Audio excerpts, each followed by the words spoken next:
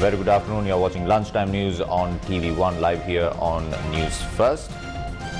Up first in your headlines. President agrees to amend the proposed Kotalavala National Defence University bill.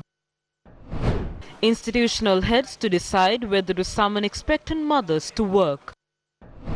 Teachers continue to protest across the country. Magnitude of 6.5 earthquake strikes near Andaman and Nicobar Island. No impact to Sri Lanka. In a top story this afternoon, President Gotabaya Rajapaksa inspected the vaccination centre at the Vihara Mahadevi Open Air Theatre yesterday. The centre is being run by army personnel as part of efforts to ramp up the country's vaccination drive. The vaccination centre set up at the Vihara Mahadevi Open Air Theatre will operate on a 24-hour basis. President Gotabaya Rajapaksa visited the centre yesterday and was involved in a cordial discussion with the army personnel and the public.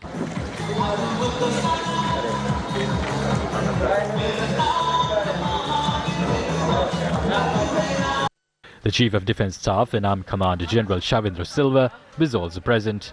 The Sri Lanka Army Medical Corps and other units are supporting this exercise.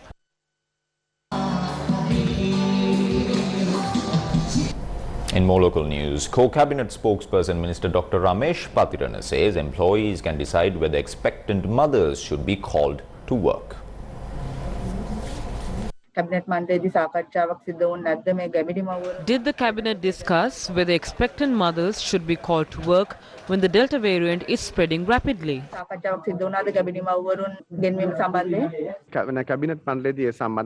We didn't discuss that in the cabinet. However, attention of the community has been drawn towards this. The heads of the institutions can decide whether they must be called to work. They can make the relevant decisions based on the situation.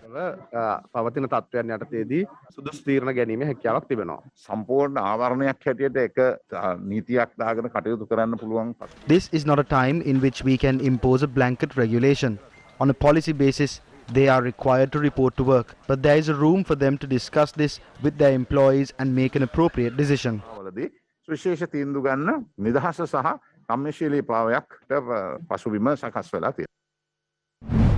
Authorities say that they have administered the second dose of Japan's AstraZeneca vaccine among 244,251 people so far. State Minister Professor Channa Jayasumana said that these jabs were administered within 2 days. 174,985 people had received the second dose of the AstraZeneca jab yesterday. Accordingly, 630,136 people have received the second dose of the AstraZeneca vaccine so far. Figures indicate that 1.8 million people have received the Sinopharm vaccine, while 14,503 people have received the Sputnik jab. 201,507 people have received the first dose of the Pfizer vaccine, while 198 people have received its second dose. According to the Health Ministry, 716,581 people have received the first dose of the Moderna jab. Official figures indicate that Sri Lanka's total count of COVID-19 infections stands at 313,769. This was after 2,382 cases were detected yesterday. The Director General of Health Services confirmed 63 deaths yesterday. 4,571 people have died due to COVID-19 so far. The total number of recoveries stands at 280,868. Meanwhile, our correspondent reported a drop in passengers, although public transport services operated from the Peta bus stand and Bastion Mawatha. Our correspondents also reported that there was a decline in passengers using train services compared to yesterday as well. Meanwhile, views regarding the vaccination program were expressed at the cabinet media briefing today. As of now, 90% of the patients who die due to COVID-19 die because of two reasons. One is that they are not vaccinated. The second reason is that 80% of them are suffering from comorbid conditions. It is clear that these people had not received the vaccine. As the government, we would like to state that vaccination is your responsibility. The government is responsible to provide it. We request the public to get vaccinated as soon as possible.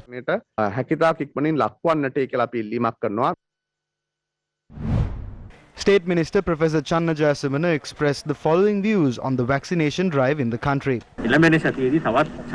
We will receive 4 million doses of the Sinopharm vaccine from China next week. With that batch being included in the vaccination drive, we believe that we will be able to inoculate everyone above the age of 30 by the second week of August.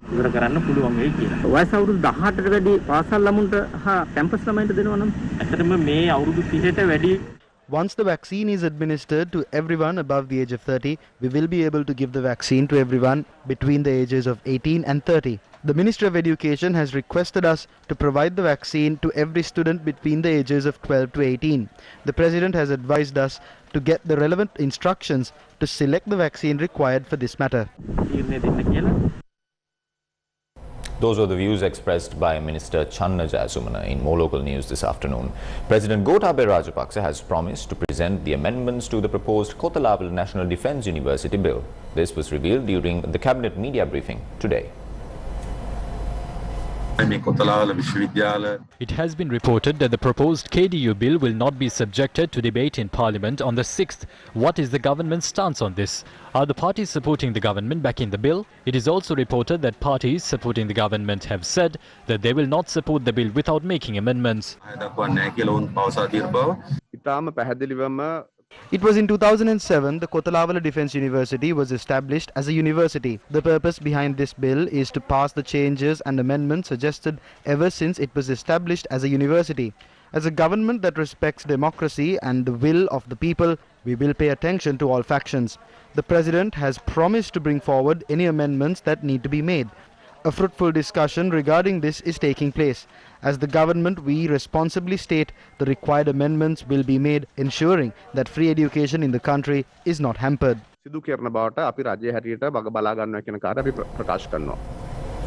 As it was mentioned in your headlines earlier on in the bulletin, protests were staged in several areas demanding a solution to the issues faced by teachers and principals in the country.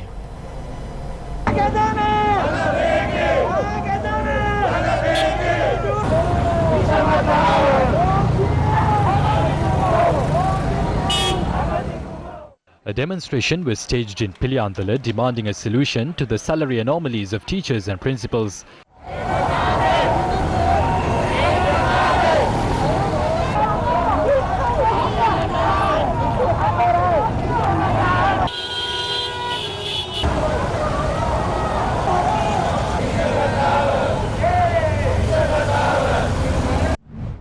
Parents also joined a protest staged by teachers in Walagama Matra.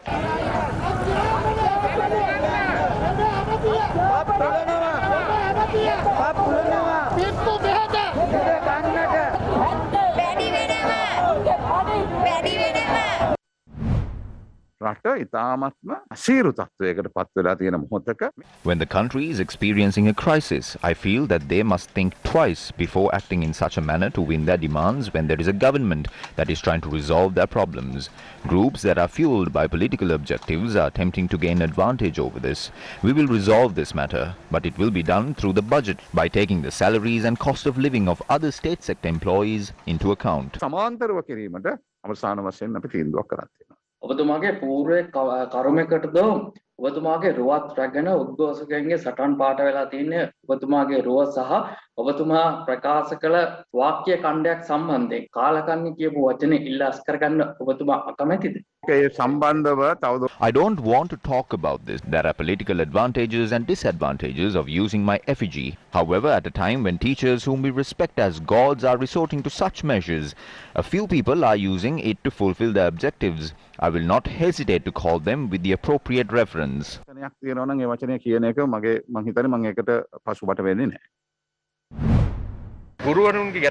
We will resolve the issues faced by teachers, but give us some time. If they conduct themselves to appease certain forces, our children and the country's future will be steeped in crisis through these struggles.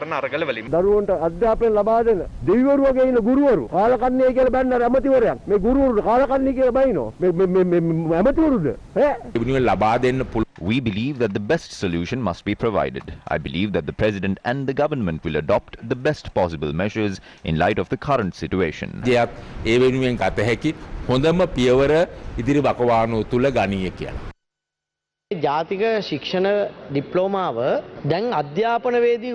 Why can't medical college diplomas be upgraded to a degree? Why were graduates employed at schools transferred to divisional secretariats? අධ්‍යාපනයේදී උපාධියක් කරන්න ඕන මේ ඩිප්ලෝමාධාරී. ඔය ගැන අපි අවධානය යොමු කරමින් සිටිනවා. We hope to upgrade this to a degree. We hope to make changes to the entire education sector. We will table a proposal to this effect in Parliament in future. We will look into this matter. සම්පූර්ණ කළා මේ වැඩපිළිවෙල පාර්ලිමේන්තුවට ඉදිරිපත් කරන්නට. කොට අධ්‍යාපන අමාත්‍යාංශයේ ලේකම්තුමා ලියුමක් ඉදිරිපත් කරලා තියෙනවා. A circular has been issued asking teachers to report to work. Is it to increase their salaries or out of fear for their struggle? බය නිසාද නැත්නම් ඒවා කඩා කප්පල් කරන්නද කියලා. නෑ ගරු කතානායකතුමා කිසිම බයක් නිසා නෙවෙයි මේ පිළිබඳ දීර්ඝ වශයෙන්. The cabinet discussed this matter yesterday. These salary anomalies are not new. We must think about other services.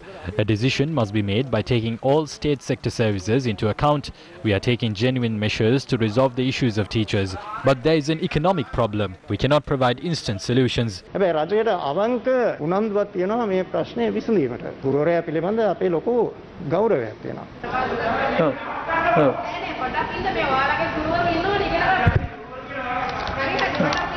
ඔව් ඉක්මනට කියන්න. හරි ඉතින් මේක මයික් එක දෙන්න. ඇමතිතුමනි ඔබතුමා ප්‍රශ්නය වැරදි තැනකින් අල්ලන් ඉන්නවා කියන එක මට කියන්න ඕනේ. ගුරුවරුන්ට කවදාවත් ගුරුවරුන්ට කියලා වැටුප් වැඩිවීමක් කිසිම දවසක වෙලා නැහැ. 97 ඔබතුමා කිව්වා වගේ ගුරුවරුන්ව පල්ලෙහාට දාලා අනික් අයව ඉහළට ගෙනිච්ච නිසා තමයි ගුරුවරුන්ට වැටුප් විෂමතාවයක් ඇති වුනේ. අපි දන්නවා රටේ මුදල් ප්‍රශ්නයක් තියෙනවා. නමුත් ගුරුවරු කියන්නේ නැහැ දැන් අපිට වැටුප දෙන්න කියලා. ගුරුවරු මේ වෙලාවේ කියන්නේ ගරුව ඇමතිතුමනි අපේ වැටුප් විෂමතාවය ඉවත් කරනවද? Teachers are asking for their issues to be resolved. Tell them when they would be resolved.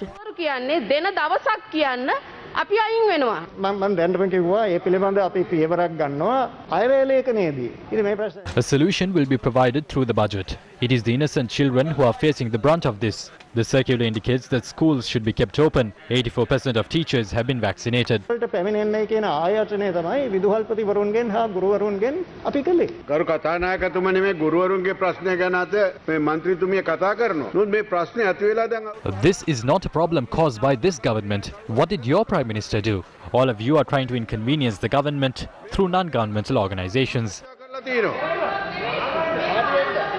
කරු කතානායකතුමනි අපේ රජයේ කාලේ මේකේ අවධානය යොමු කෙරුවා. අපේ රංජිත් මඩ්ඩු මණ්ඩලතුමා දැන් ඒ විවාදය එතනින් පස්සේ ගනිමු. අපේ ආණ්ඩුව කාලේ අපි ගුරුවරුන්ගේ We increased the salaries of teachers by 10,000 rupees. ඔබතුමාගේ ඒක රීති ප්‍රශ්නයක් නෙමෙයි. බොහොම ස්තුතියි. බොහොම ස්තුතියි බාගිර් මාගර් මන්ත්‍රීතුමා ප්‍රශ්නය අහන්න. Now, Co-Cabinet spokesperson Minister Ramesh Patirana says that the compensation for damages caused by wild animals has been increased. The compensation provided for the loss of one's life due to attacks caused by wild elephants, leopards, bears and wild buffaloes that stood at 500,000 rupees has been increased to 1 million.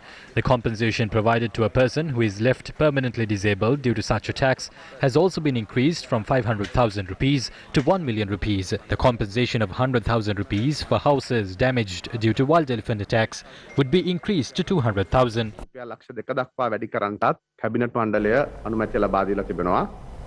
Onto a developing story from here at home. The police are probing a writing found in the room of Jude Kumar Ishalini, a domestic worker who died at former Minister Rishad Badiuddin's residence recently.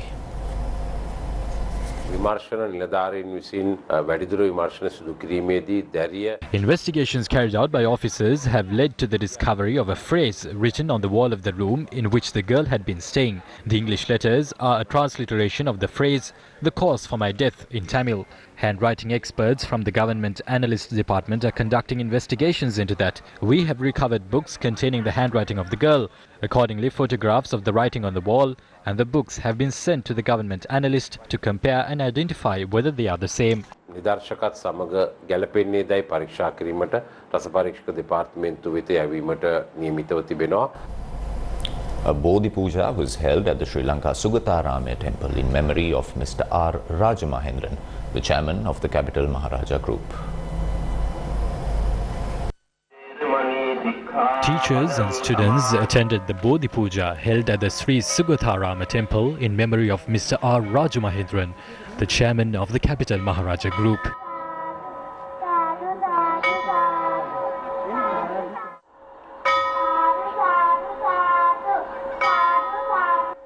The services rendered by Mr. R. Rajamahendran towards refurbishing the Kinuwita Junior College through the Newsfirst Gamada movement were remembered during the program.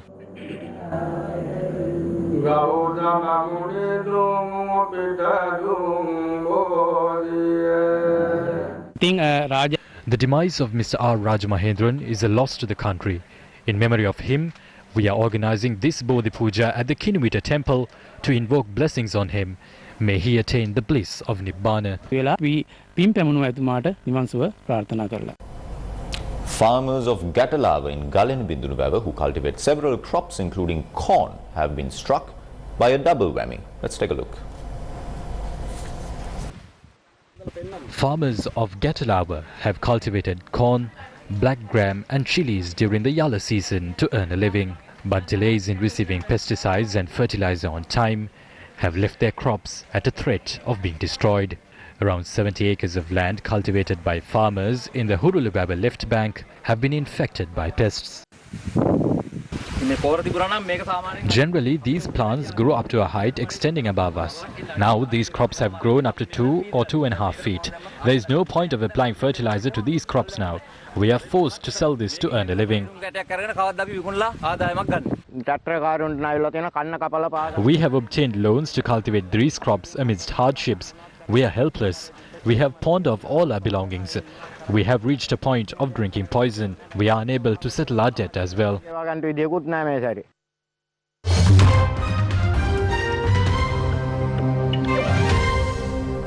Let's now take a look at your COVID-19 news roundup from across the globe.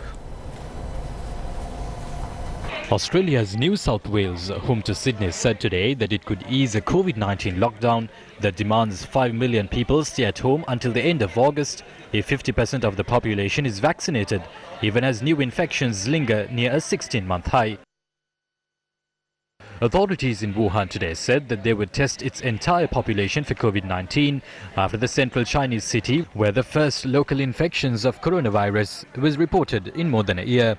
A fresh COVID-19 outbreak in China has spread to more locations, raising concerns over the country's vulnerability to the highly contagious Delta variant. More than 300 cases have been detected within a span of 10 days. Japan has carried out a threat to publicly shame people not complying with coronavirus border control measures, releasing the names of 3 people who broke quarantine rules after returning from overseas. US President Joe Biden's goal of administering at least 1 dose of a COVID vaccine to 70% of adults has been hit by almost a month late, as the newest wave of infections pushed hospitalizations to levels seen last summer. Biden's administration had initially targeted Independence Day on the 4th of July to reach the goal and declare victory over the worst of the pandemic. While 60.6% of eligible adults and 49.7% of the total population are now fully vaccinated, the US has fallen behind its northern neighbor Canada, which started its immunization campaign later but has now fully vaccinated 59% of its population. At least 8 people have been killed in wildfires that have ripped through southern Turkey, ravaging coastal resorts and forcing tourists to flee. Blazes have been raging for 6 days as Turkey grapples with its worst fire crisis in a decade. Yesterday, Turkish authorities said more than 130 blazes had been contained as firefighting efforts continued. Elsewhere, firefighters are trying to contain wildfires in parts of Greece, Spain and Italy. Italy's National Fire Service said it had to deal with more than 1,500 flare-ups across the country on Sunday. In the eastern city of Pescara, at least 5 people were injured after a fire forced the evacuation of hundreds from beach resorts and homes. More tragic news from the international arena. The death toll from the floods in China's central Henan province last month has risen sharply to at least 302. About 50 people remain missing after the region was engulfed by severe flooding caused by heavy rainfall. Almost 13 million people were affected and nearly 9,000 homes were damaged. The majority of the deaths were reported in the city of Zhengzhou, where floodwater inundated the city's subway system and vehicles were swept away. The city reported a year's rainfall within the space of 3 days. Yesterday, the mayor of Zhengzhou confirmed the death toll in a news conference, telling reporters that 39 people were found dead in underground car parks. Another 14 people were killed after water inundated the Line 5 of the city's subway system. Video footage posted to social media last month from inside train carriages showed people just managing to keep their heads above water. Last week, authorities put up fencing around floral tributes placed at the entrance of the subway station, though no official reason was given for the move. The fencing was later removed following protests from locals. Several dams and reservoirs in the province breached warning levels, and soldiers were mobilized to divert rivers which had burst their banks. At the time, President Xi Jinping warned of significant loss of life and damage to property. Now, an earthquake of magnitude 6.5 has struck near the Andaman and Nicobar Islands in the Indian Ocean at around 9:12 a.m. today. The National Tsunami Early Warning Centre at the Department of Meteorology said there is no tsunami threat to Sri Lanka at present, with the effect due to the earthquake near the Andaman and Nicobar Islands. Accordingly, the coastal areas of Sri Lanka are declared safe. The National Tsunami Early Warning Centre further noted the message is announced in consultation with relevant national and international agencies. With that, we draw your attention back to the news from Parliament from here in Sri Lanka. Opposition leader Sajith Premadasa has questioned the government on the steps taken to fight the COVID-19 pandemic. පසුගිය සතිය තුල සීඝ්‍රයෙන් ඉහළ ගොස් ඇති බව වාර්තා වූ COVID ආසාදිතින් සංඛ්‍යාව. Considering the rapid rise in COVID-19 infections and deaths, will the government admit that there is a new COVID-19 wave in the country? Will the government submit figures for the last 10 days on the number of infections, deaths, PCR tests, number of patients at ICU facilities and ordinary wards? What are the COVID-19 variants that have been detected globally? What are the variants detected in Sri Lanka? Will the government apprise the House on the efficacy of the jabs against each variant? Is it appropriate to relax COVID-19 restrictions? I wish to seek a clarification from the Health Minister. Last evening, Dr. Hemantha Herath said he cannot bear responsibility over public transport services and whether social distancing is maintained in buses and trains. I wish to ask you whether it is appropriate to make such statements. Professor Malik Piris is a virologist who has a good understanding on this. He has warned that a dangerous wave may occur in the country. What are the steps taken by the government to counter that? Won't the lives of sick people and expectant mothers be exposed to risk by asking all state sector employees to report to work? Is the government contented with the number of ICU beds, quantity of oxygen supply, the testing capacity and the number of healthcare personnel? Is it sufficient to counter any situation that arises in the future? Will the government pay attention to the opinions of experts? ගරු ඇමතිතුමියගේ අවධානය යොමු කරන්න කැමති මේ වෙලාවේ මම ඔබතුමියට ඕනනම් මේ ඡායාරූප ටික එවන්නම්. මේ තමයි කොළඹ රෝහල් පද්ධතියේ අද තත්ත්වය.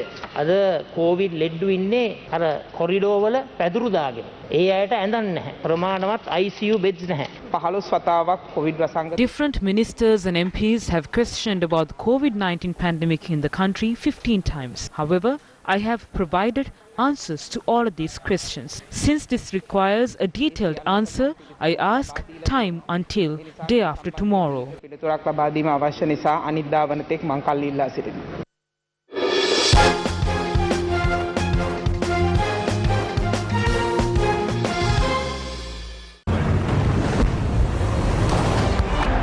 The Tokyo Olympics 2020.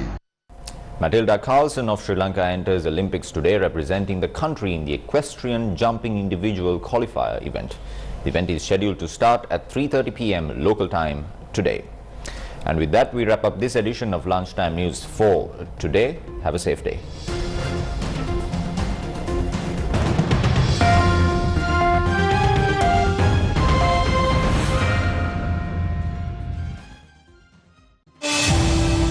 මෙවර ශිෂ්‍යත්ව විභාගයට මුහුණ දෙන පුංචි ඔයාලට අපෙන් අත්වැලක් ගම්මැද්ද තක්සලාව සතියේ දිනවල